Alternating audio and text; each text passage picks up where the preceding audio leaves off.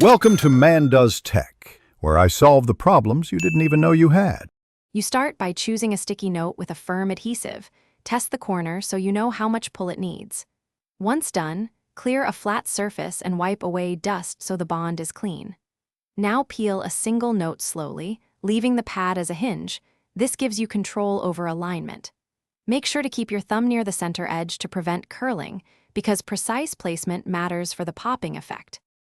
You next create the kinetic element by folding the note back sharply, forming a crisp crease that stores tension. Once done, stack 2 to 3 folded notes with their creases aligned. Make sure edges match within 1 to 2 millimeters for balanced release.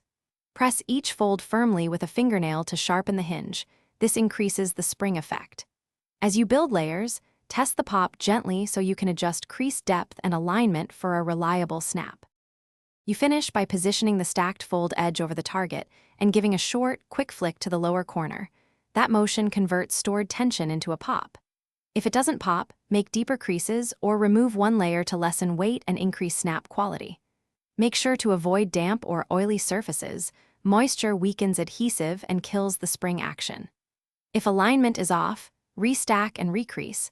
Small adjustments make a big difference in the final. Thanks for watching. If you found this helpful, don't forget to like and subscribe.